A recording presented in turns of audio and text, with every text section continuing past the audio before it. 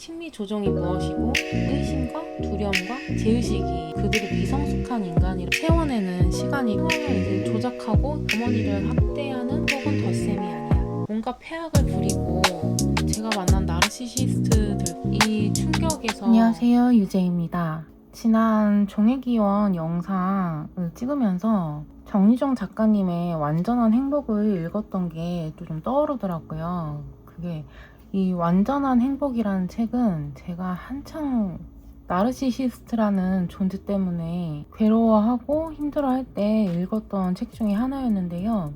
가까운 관계에서 그 나르시시스트들을 만나서 굉장히 좀 그 후유증에 시달리고 있었던 때였고, 그때 그걸 좀 혼자 극복하려고 여러 가지 책을 읽었었어요. 그래서 오늘은 그때 읽었던 책들 중에 저한테 많이 도움이 되었던 책들을 골라서 소개해 보려고 합니다.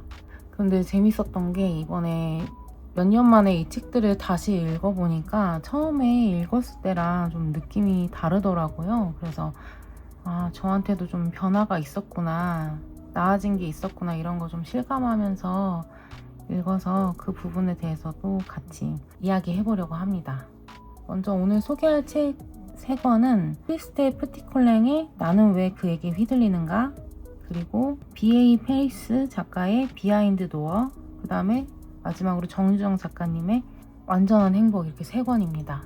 이 책은 나르시시스트라는 용어 대신에 심리 조종자라는 표현을 사용하시는데요. 작가분은 다양한 이런 심리 조종을 당한 피해자들을 상담한 경험을 바탕으로 심리 조종이 무엇이고 왜 심리 조종을 당하게 되는지, 어떤 사람이 심리 조종을 하는지, 그리고 피해자들은 어떤 특징을 가지고 있는지, 그리고 마지막으로 어떻게 하면 그 피해에서 벗어날 수 있는지에 대해서 설명을 하세요. 이 책이 정말 다양한 사례들과 구체적인 설명으로 제가 느꼈던 모호한 부분들을 이건 이런 거야, 사실 이 부분은 이렇게 한 거고, 네가 느끼는 힘든 부분은 이래서 이렇고, 거기서 자괴감이나 이런 거를 가질 필요가 없고, 그런 심리에서 빠져나오려면은 어떤 생각을 해야 되고, 또 헷갈릴 때는 내가 피해를 당한 건지 어떤 건지 헷갈릴 때는 이런 부분들을 체크하면 되고, 앞으로는 어떤 생각과 과정을 밟아 나가면 되는지 진짜 디테일하게 설명을 해주셔서 이 책을 읽으면서 생각을 하고 회복하는 과정에서 많이 도움을 받았었어요. 저는 그때 그게 되게 심했었거든요. 내가 멍청해서 당했다, 난 너무 바보 같다, 그리고 진짜 이게 내가 피해를 받은 게 맞나? 내가 그냥 속이 좁아서 이런 생각을 하나? 그냥 살다 보면 그럴 수도 있는데 내가 잘못 생각하나? 내가 피해를 입었다고 생각하는 것부터가 문제인가? 이런 생각까지도 했었는데, 제가 진짜 이 부분은 피해 당한 게 맞고 내가 어떤 부분이 취약했고 이런 거를 다 설명을 해주시니까 좀 자괴감에서 일단 많이 벗어나게 돼서 그 부분이 진짜 좀 많이 도움이 되더라고요. 그래서 자괴감에서 벗어나니까 그 다음 스텝을 제가 좀 나아갈 힘이 나서 진짜 이 책을 읽은 게 그 당시에 저한테 진짜 행운이었다고 저는 지금도 생각을 하고 있어요. 그래서 먼저 이 책에서 말하는 심리 조종이란 게 무엇인가를 보면, 이런 심리 조종자, 나르시시스트의 목표는 타인을 희생시켜서 자신의 욕구를 채우는 것이 목표예요. 자기의 욕구를 만족시키기 위해서라면은 타인을 조종하고 피해를 입히는 것을 서슴지 않는 그런 사람들인 건데, 나르시시스트는 엉큼한 조물에게 가까운 미성숙한 인간이라고 설명을 하세요. 미성숙하니까 타인의 입장도 공감하지 못하고, 오히려 자기가 미성숙하니까 막 원하는 것만 많고, 남들에게 해줘, 당연히 해줘, 그냥 이렇게 생떼를 쓰는 그런 존재들이라고 말씀을 하시는 거죠. 그럼 이들이 어떻게 해서 이런 피해자들의 심리를 파고드는가, 그 이유를 말씀하실 때 그 근거로 사람은 원래 서로 소통하고 영향력을 주고받는 존재이기 때문에 그렇다고 말씀을 하세요. 일종의 공동체적인 의식이 있기 때문에 그런 것인데, 그래서 이런 나르시시스트들이 어떤 요구를 해도 그거를 내가 서로 도와줘야겠다는 그런 협력해야 된다는 마음이 있는 사람들이 그들이 행하는 영향력을 수용을 해주는 거죠.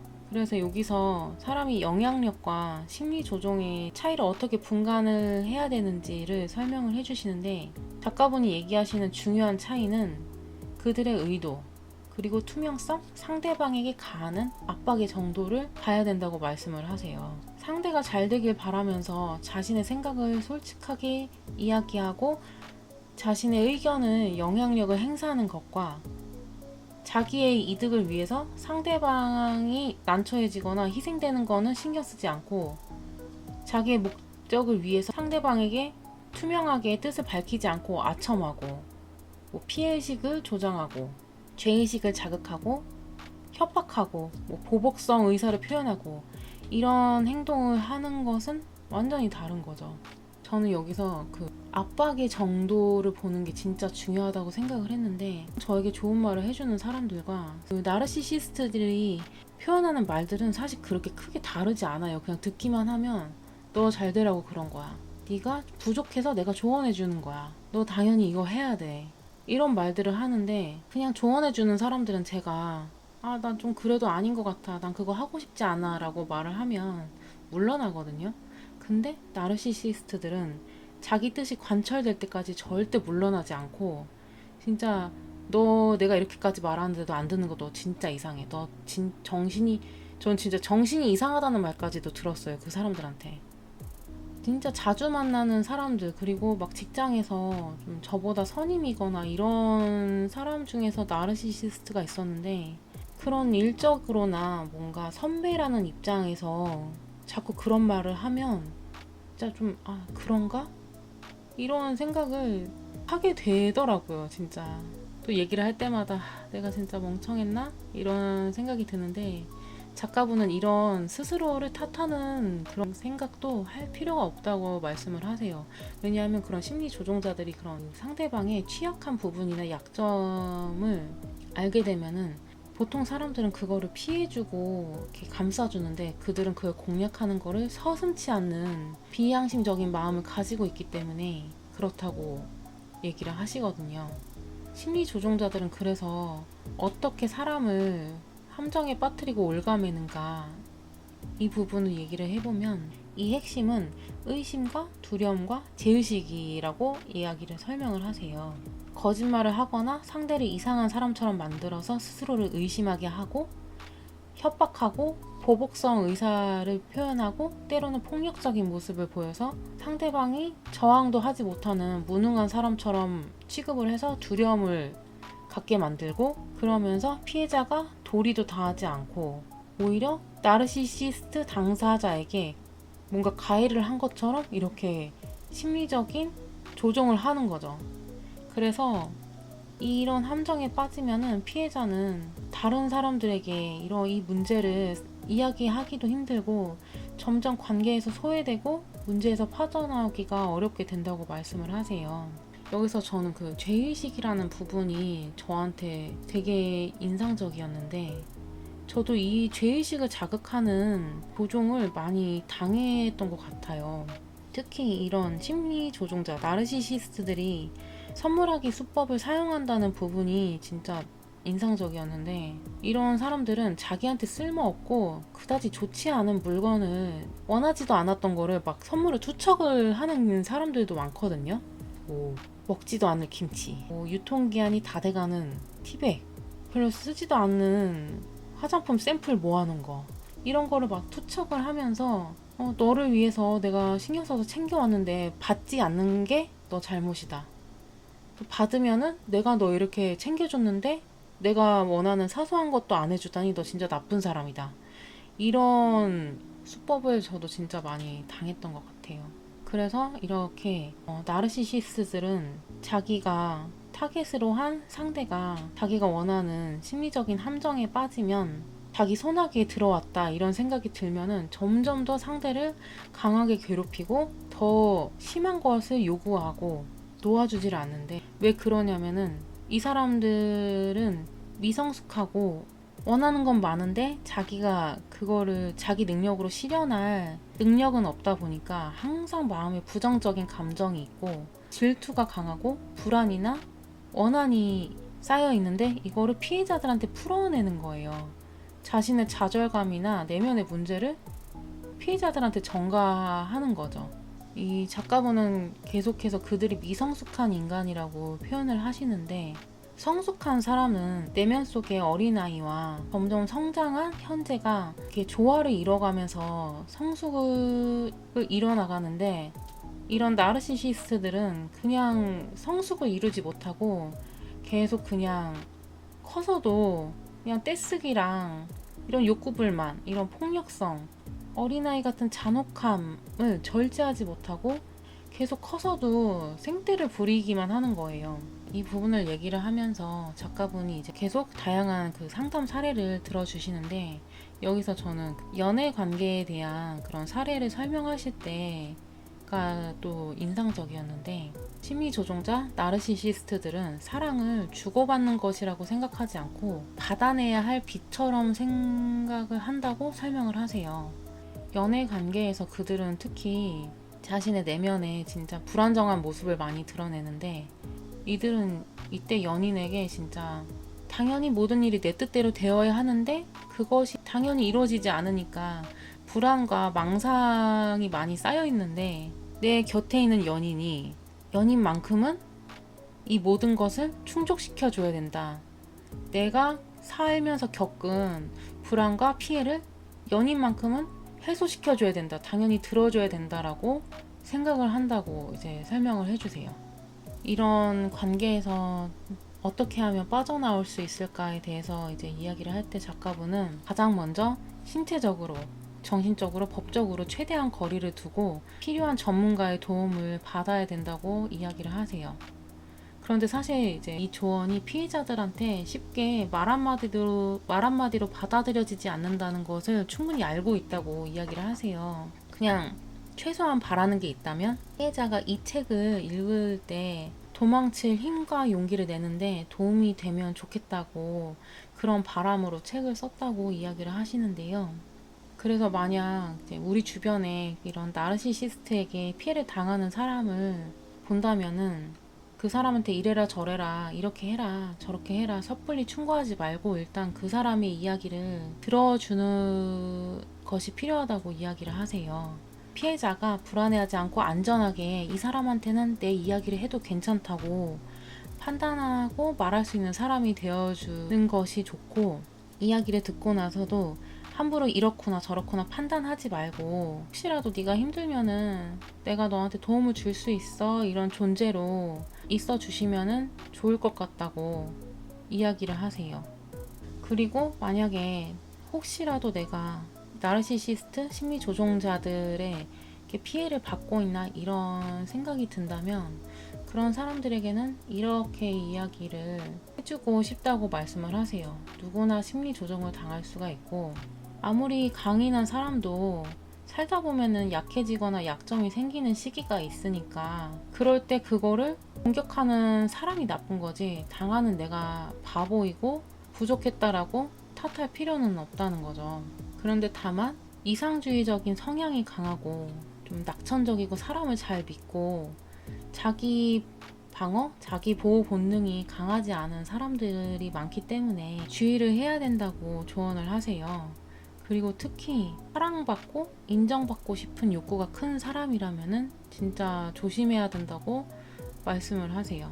그래서 이들을 대할 때 가장 중요한 건 심리적으로나 물리적으로 거리를 두는 것이 진짜 중요하다고 말씀을 하세요. 이렇게 붙어 있으면은 그 사람을 객관적으로 보기가 어렵고, 그 사람들의 그 감정이나 그런 폭력적인 것에 휘둘리기가 쉬운데, 거리를 두고 그 사람을 관찰을 해보면은 이 사람의 말과 행동이 얼마나 불일치하는지 객관적으로 살펴볼 수가 있다는 거죠. 작가분은 피해자들한테 마치 자기가 온화하고 현명한 노인이 되었다고 상상을 해보라고 조언을 하세요.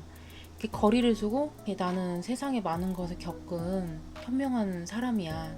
나는 웬만한 건 다 겪어서 쉽게 놀라지도 않는 안정적인 사람이야. 이렇게 생각을 하고 나르시시스트들을 보면 그 사람이 얼마나 말도 안 되는 이야기를 하는지, 그 사람의 태도가 얼마나 부당한지 이런 거를 객관적으로 알 수 있다고 조언을 하세요.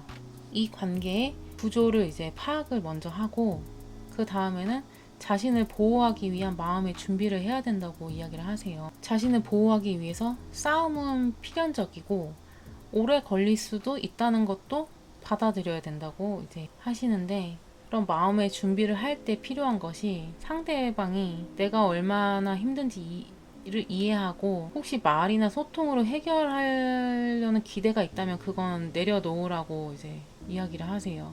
상대방이 싸움을 걸어올 수도 있는데, 그 걸어오는 것도 다시 이제 피해자가 거리를 둔 것을 땡겨오고 그 거리를 없애고 다시 올가매려고 하는 그런 수법 중에 하나이기 때문에, 똑같이 이제 맞서 싸우면서 말을 하는 것도 일종의 소통에 대한 기대인 거라서, 이렇게 싸우려고 하지 말고 거리를 계속 유지하면서, 그거는 네 생각이야, 그렇게 생각하는 건 네 자유야 하면서, 그런 태도로 나랑은 상관이 없다는 그런 태도를 계속 견지를 해야 되고, 상대방이 이제 싸움이 통하지가 않으면은 다시 피해자를 올가매기 위해서 협박이나 이런 죄의식을 갖게 하는 그런 짓을 하려고 할 수 있는데, 그 모든 것이 절대 내 몫이 아니라는 그런 생각을 가져야 된다고 조언을 하십니다.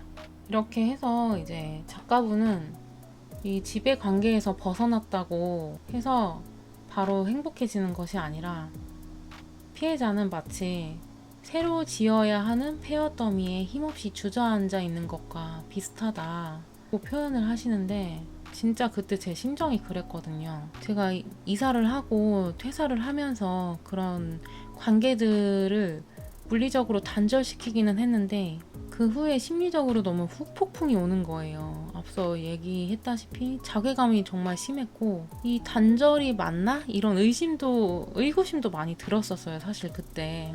근데 이제 작가분은 왜 그러냐면, 그 관계가 생활의 큰 부분을 차지하고 있었기 때문에 한동안 허탈감과 무력감을 느끼는 건 당연하다고 이제 말씀을 하세요. 마치 알턴이를 뺐다고 해서 바로 그 자리가 이렇게 정상이 되는 게 아니라 잇몸이 채워지고 회복되는 시간이 필요한 것처럼, 이 익숙했던 관계를 단절시킨 그 공허함을 채워내는 시간이 필요한 거죠. 그래서 그 채워내는 동안에 일종의 금단 증상 같은 그런 마음도 들 수 있는데, 그 돌아가고 싶은 마음이 들면은 이제 이렇게 생각을 해야 되는 거예요. 이 관계는 떠나보내야 하는 사람이다. 그리고 이제 심리 조종을 많이 당하는 피해자들은 좀 이상주의적인 경향이 강하다고 이야기를 했었잖아요. 그래서 나는 타인을 버리지 않는 사람이다, 이런 생각도 버리고, 오로지 나 자신만 생각했을 때 내가 진짜 원했던 것이 무엇인지 생각을 해봐야 된다고 조언을 하세요. 두 번째로 소개해드릴 책은 B.A. 페리스 작가의 비하인드 도어라는 책입니다. 이 책은 나르시시스트와의 연애 방식, 그리고 이런 진짜 그 러브 바밍의 함정에 빠진 피해자의 경험을 간접 체험할 수 있는 그런 소설이에요. 이제 이 책의 주인공은 그레이스라는 여성이에요. 그레이스는 다운 증후군인 여동생 밀리를 돌보며 지내는 30대 여성인데요. 정말 동생을 아끼고 사랑하지만, 동생을 아끼는 그레이스의 마음에 부모도 은근슬쩍 기대서 돌봄의 책임을 전가해 놓은 터라, 결혼이나 앞으로의 동생의 미래를 책임지는 부분에 대해서 참 고민하던 차에 잭 에인젤이라는 유명한 변호사를 만나게 돼요. 이 사람이 그레이스를 보자마자 너무 이제 첫눈에 반한 것처럼 행동을 하면서 관계가 급속도로 이제 친밀해지고, 잭은 얼마 지나지 않아 그레이스에게 청혼을 하게 돼요. 결혼을 하면 밀리의 장래까지 책임을 지겠다고 약속을 하면서요. 이제 잭은 가정폭력 피해자들을 변호해주는 유명한 변호사라서 명망도 높고 부유하고 또 얼굴까지 잘생겨서, 그레이스는 여러 가지 면에서 잭에게 금방 빠져서 그의 청혼을 받아들여요. 그렇지만 결혼하자마자 제게 그 다정했던 사랑했던 모습은 사라지고 그레이스를 이제 거의 자신의 손아귀에 넣고 모든 관계에서 단절을 시키는 작업을 진행을 하는데요. 자신의 유명세와 말의 권위를 이용해서 그레이스를 조울증 환자로 만들고 자신 없이는 아무것도 못하는 사람인 것처럼 이웃들에게 만들어놔요. 겉으로는 내가 이 사람을 너무 사랑해서 다 해줘야 된다. 이 사람은 나 없이는 아무것도 못하는 사람이다. 이렇게 말을 하는데 상황을 이제 조작하고 그레이스를 이제 실수를 자꾸 하는 사람인 것처럼 만들어버리는 거예요. 자기는 그런 아내의 실수를 감싸주는 착한 남편인 것처럼 꾸미는 거죠. 왜 이렇게 하냐면은 그냥 그레이스를 놀리기 위해서 골탕을 먹이기 위해서 이러는 게 아니라 자신만이 이 사람을 관리할 수 있는 사람인 것처럼 만들어서 이웃들도 그레이스가 무능하고 다가갈 수 없고 신경 쓰지 않아도 되는 사람인 것처럼 만드는 거예요. 그레이스를 이렇게 만드는 책의 목표는 그레이스와 동생 밀리를 이 집에 감금해 두고 괴롭히기 위해서인데요. 잭은 어린 시절 어머니를 학대하는 아버지에게 존경심을 품고 같이 어머니를 학대하고 나중에는 살해하기까지 한 사이코패스였거든요. 그리고 그레이스와 밀리를 학대하면서 자신의 쾌락과 욕구를 충족하기 위해서 이 모든 판을 짠 거죠. 이 모든 사실을 알면서도 이미 고립되어 있고 소외되어서 도움을 청할 길이 없던 그레이스는 나중에는 자신이 돌봐야만 하는 대상이라고 생각했던 동생 밀리와 관찰력이 세심한 한 이웃의 도움을 받아서 이 지옥에서 빠져나오게 되는 결말을 맞이하는데요. 이 줄거리 자체는 좀 간결하고 결말 쪽으로 갈수록 좀 스토리가 약간 단조로운 면이 있는데 제가 주목한 건 이 나르시시스트에게 타겟이 된 피해자가 어떻게 약점을 관찰당하고 함정에 빠지는지 그 과정과 나르시시스트가 초반에 러브 바밍이라고 불리는 그런 애정 공세로 어떻게 피해자를 소나기에 넣고 그 관계에서 피해자는 어떤 고통을 겪는지 그런 심리 묘사가 진짜 몹시 리얼했어요. 진짜 사랑하는 사람이라고 믿었던 남편이 공포의 대상으로 변모하는 그 과정에서 겪는 그레이스의 심리 묘사가 진짜 몹시 뛰어난 작품이고 또 이 지옥에서 벗어나는 계기가 그레이스가 끝까지 지켰던 존재인 밀리와 기대치 않았던 이웃의 관심으로부터 왔다는 것이 이게 또 나르시시스트의 함정으로부터 벗어나는 하나의 방법의 예시 같아서 또한 추천해드리고 싶었습니다. 이 소설에서 인상 깊었던 대목을 몇 문장 읽어드릴게요. 잭과 사랑에 빠지는 건 어렵지 않았다. 잭에게는 뭔가 구식인 면이 있었는데 그런 면들이 내게는 오히려 신선하게 다가왔다. 나를 위해 문을 열어주었고 코트를 받아주었고 꽃을 보내주었다. 그러한 행동들은 그가 나를 특별한 존재로 여기고 세심히 배려한다는 느낌이 들게 만들었다. 무엇보다 그는 밀리를 귀여워했다. 이렇게 잠깐씩 정상의 세계로 돌아올 때마다 내가 희망을 품게 된다는 게 가장 최악이었다. 공공장소에서 잭은 내가 사랑에 빠졌던 그 남자로 돌변했다. 식당에서 그가 배려심 넘치고 사랑에 빠진 남편 역할을 연기할 때마다 나는 그의 악마성을 간혹 잊기도 했다. 원할 때마다 얼마든지 공포를 주입할 수 있는 사람, 계속 숨겨둘 수 있는 사람, 아무도 궁금해하지 않을 사람. 그런 사람을 발견하기가 힘들다는 건 알고 있었어. 하지만 열심히 찾는다면 결국 찾을 수 있을 거라고 확신했어. 한편으로 자신의 갈망을 충족시키기 위한 직업도 마련했어. 뭔지 알겠어? 나는 멍하니 고개를 저었다. 변호사가 되었어. 가정폭력을 전문으로 하는. 그러고 나서 뭘 했는지 알아? 잭은 몸을 기울여 내 귓가에 입을 가져왔다. 너랑 결혼했어, 그레이스. 잘 들어, 그레이스. 멍청한 짓만 하지 않으면 잘 대해줄 생각이야. 기본적으로는 그러지 않을 이유가 없으니까. 그럼에도 불구하고 날 자꾸 화나게 만든다면 내가 제공해주려 했던 모든 특권을 박탈해버릴 수밖에 없어. 알겠어? 나는 벽에 기대에 주저앉아서 지쳐 떨었다. 어쩌면 약의 후유증이나 충격 때문인지도 몰랐다. 그저 고개만 끄덕거릴 수 있었다. 좋아, 그럼 집안일을 마저 하기 전에 샤워를 하게 해주는 게 좋겠군. 생각지도 못한 배려에 나는 딱하게도 감사의 눈물을 보였다. 이 부분의 묘사가 전 진짜 나르시시스트와의 관계에 빠진 피해자의 심리를 잘 표현했다고 생각을 했는데요. 단둘이 있을 때 그렇게 당했고, 그렇게 괴롭힘을 당했으면서도 남들 앞에서 다정한 모습을 연기할 때, 혹은 가혹한 행위 속에서 예상 외의 배려를 받았다고 표현하는 것이 진짜 리얼한 묘사였다고 생각을 했어요. 진짜 나르시시스트의 관계에 무서움이 표현된 것 같았어요. 그리고 마지막으로 소개해드릴 책은 정유정 작가님의 완전한 행복인데요. 작가님이 종회기원에서 사이코패스의 내면 구현을 정말 디테일하게 해내셨던 것처럼 이 소설에서는 나르시시스트의 행동 양식과 심리 묘사가 정말 디테일하게 표현되어 있어요. 이 책을 처음 읽었을 때 나르시시스트에 대해 알고 싶어서 어떻게든지 해석하고 생각을 완료하고 싶어서 이 책을 읽었었는데, 이 책을 읽는 동안에는 제가 만났던 나르시시스트들의 행동, 했던 말들이 이 책에 많이 나와서 좀 읽는 동안 힘들었던 기억이 납니다. 이 책에는 신유나라는 여자 나르시시스트가 나오고요. 그 주변 인물들의 입을 빌려서 이야기가 진행이 됩니다.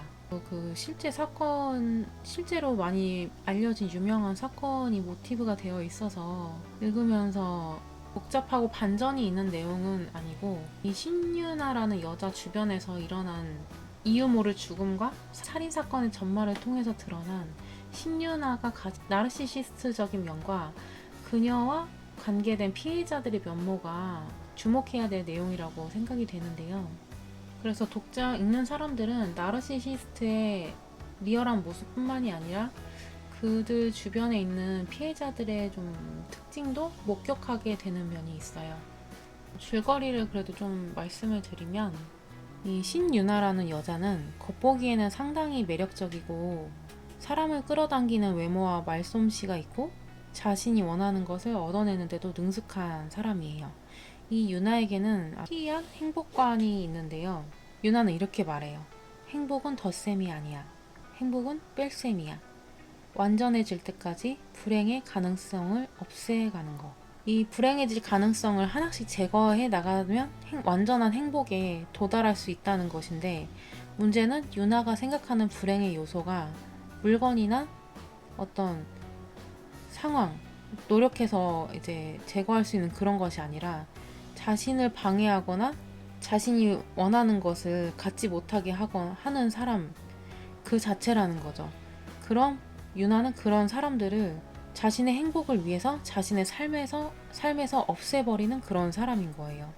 유나에게는 신재인이라는 언니가 있는데, 어린 시절 유나의 어머니가 병을 앓으면서 두 딸을 케어하기 힘드니까 그나마 첫째는 좀 손이 덜 가고 심부름도 할 수 있으니까 둘째인 유나를 외할머니 집에 2년 정도 맡겨놓아요. 근데 유나는 언니 때문에 자기 부모가 자기를 버렸고, 언니가 자기 부모랑 자기 집을 빼앗아간 도둑이라고 지칭을 하면서 성장을 해요.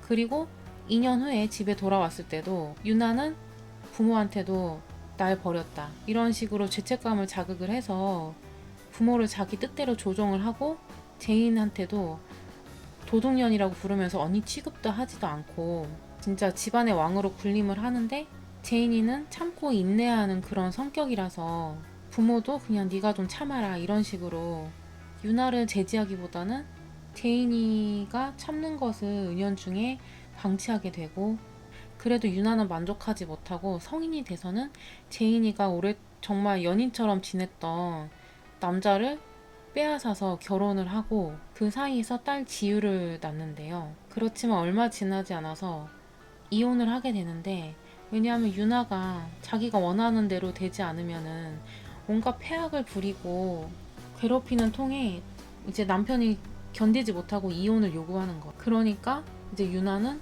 이혼을 하면서 양육권을 빼앗아 오고 마치 전 남편이 자기 친딸을 뭐 성추행이라도 한 사람인 것처럼 몰아서 만나지 못하게 만들어 버리는 거예요. 그리고 나서 또 유나는 얼마 지나지 않아 또 매력적인 여자이다 보니 재혼을 하게 되는데 그 재혼한 남자에게는 그 재혼한 남자의 전처와의 사이에서 낳은 아들이 있었거든요. 근데 유나는 이 재혼한 가정에서 자기가 낳은 딸만 친자식인 것처럼 만들어서 완전한 가정을 이루어서 행복해져야겠다는 욕망을 가지니까 이 전처와의 사이에서 낳은 아들은 방해물이 되어버리는 거예요. 그래서 또 사건이 생기고 그리고 전 남편도 자기의 완전한 행복을 방해하는 요소. 그리고 이런 모든 사건을 알게 된 언니가 이제 조카와 또 유나의 전 남편도 자기가 사랑했던 남자니까 이 사건에 개입을 하게 되는데 그러니까 이 언니조차도 역시 제거해야 되는 대상으로 생각을 하는 거예요. 그러다 보니까 이제 이런 방해물들을 유나가 어떻게 해야 되는지는 이제 뻔한 거죠. 이렇게 제거를 해야 되는 대상들을 또 제거하는 방식도 진짜 잔인하기 이를 데가 없고 그 과정에서도 유나는 내가 피해자다. 내가 행복해지려고 얼마나 노력했는데 니들이 나쁜 거다. 날 방해하는 것들은 다 나쁜 거다. 다들 너무한다. 이런 식으로 계속 표현이 되거든요. 이런 모습 자체가 진짜 이 첫 번째 책에서 다뤄졌던 나르시시스트의 그 모습 전형 그 자체여서 이 책을 읽는 것 또한 나르시시스트가 극단적으로 가해자가 되면 어떤 모습까지 갈 수 있는지를 체험할 수 있게 되는 면이 무섭고 또 읽어볼 필요가 있는 책이라는 생각이 듭니다. 이 책을 다 읽으면 이 완전한 행복이라는 아름다운 단어들로 이루어져 있는 이 단어 자체가 신유나라는 인물의 그 나르시시스트들의 비현실적인 욕망을 대변하는 말이라는 거를 느끼게 돼요. 이 책에서도 좀 인상적이었던 대목을 몇 군데 읽어드릴게요. 엄마는 규칙을 정하는 사람이었다. 규칙을 어기면 벌을 주는 사람이기도 했다. 엄마에겐 어떤 변명도 통하지 않았다. 용서를 빈다고 용서해 준 적도 없었다. 지유는 가차없이 벌을 받아야 했다. 고아가 되는 벌이었다. 딸 지유의 입장에서 묘사되는 파트에 나오는 문장인데요.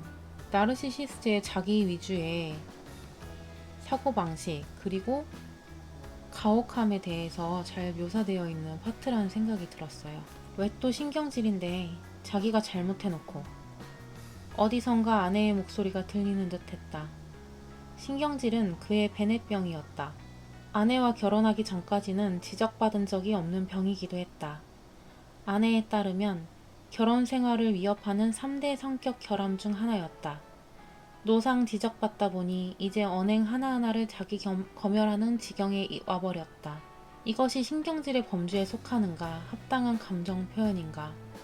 유나가 재혼한 남편 은호의 입장에서 서술되는 파트에 나오는 부분인데요. 그 전에는 한 번도 지적받지 않았던 신경질이라는 부분을 스스로 베넷병이라고 생각하게 만들고 자기 검열하게까지 만들게 하는 이런 나르시시스트의 심리 조종의 면모가 묘사된 파트라는 생각이 들었습니다. 유나는 약속을 지키지 않았다. 어머니가 출국하는 날 아침까지 연락을 받지도 하지도 않았다. 유나에게 약속은 그런 것이었다.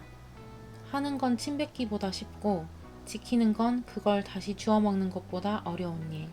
제가 만난 나르시시스트들도 진짜 약속 어기는 것을 밥 먹듯이 하고 그거에 대해서 뭐라고 하면 사람이 그럴 수도 있지. 진짜 이렇게 뻔뻔하게 대답하는 사람들이었는데 그 부분이 진짜 바로 떠오르는 대목이었습니다. 그녀는 자신이 유나를 이겨낸 줄 알았다. 정확하게 말하자면 뼛속 깊이 심어진 유나에 대한 죄책감을 극복한 줄 알았다. 그것이 착각이었다는 걸 어젯밤에야 깨달았다.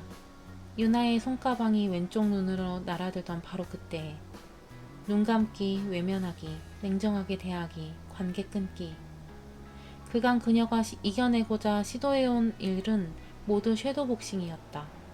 진정으로 이겨냈다면 스스로 온갖 합리화를 해가며 혼자 여기 오는 짓은 하지 않았을 것이다. 망설임 없이 경찰에게 이 집 주소를 알려줬을 것이다. 최소한 유나가 나타났을 때 자신이 칼자루를 쥐고 있었을 때 손이라도 묶었겠지.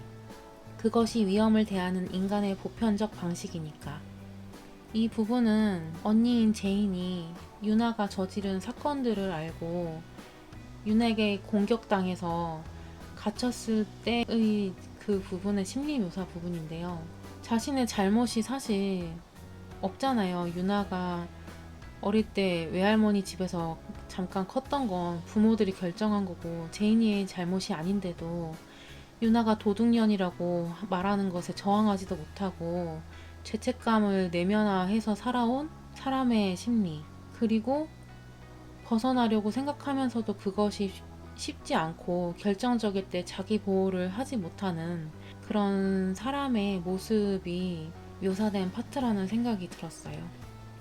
이 완전한 행복도 무서운 결말을 향해 진짜 거침없이 달려나가는데요. 그래도 이 소설에서도 유나의 딸 지유가 엄마를 그렇게 무서워하면서도 이모를 구하기 위해서 용기를 내는 점, 그리고 이모인 제인도 유나와 멀어지려고 했고 유나에게 그렇게 피해를 입었으면서도 조카를 위해서 그리고 피해자들을 위해서 움직였던 그런 것, 그리고 다른 또 사람들이 유나의 행적에 이상함을 느끼고 추적하고 서로를 찾았던 것들이 모여서 더 이상의 피해는 없도록 이제 상황이 이제 만들어진 그런 결말을 맞이하는데요. 그 부분에서 또한 나르시시스트 피해에서 벗어나기 위해서 우리는 어떻게 해야 하는지를 또한 보여주는 것 같다고 생각을 했고, 이 소설의 결말에서 씁쓸하지만 현실적이었던 부분이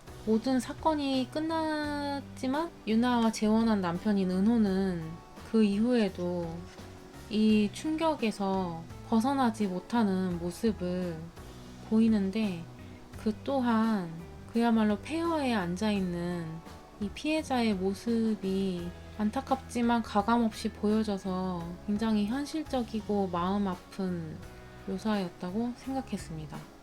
이렇게 세 권의 책 소개를 해보았는데요. 이 책 소개를 위해서 예전에 읽었던 책들을 다시 읽고 또 어떻게 소개해드릴지 좀 생각을 하면서 제가 나르시시스트들을 만나고 그들 때문에 힘들었고 그 빠져난 후에도 회복하기 위해서 노력하고, 그래서 현재에 이르기까지의 그런 과정들이 또 쭉 떠오르더라고요.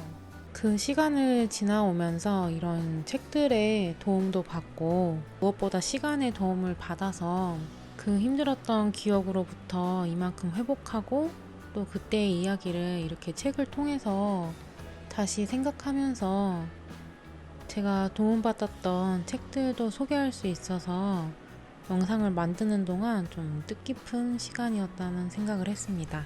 이번 영상은 여기까지이고요. 다음 영상은 아마 다른 책 소개 영상이나 아니면 한복 상점 다녀온 브이로그를 올릴 것 같아요. 그래서 다음 영상도 기대해 주시면 좋겠고요.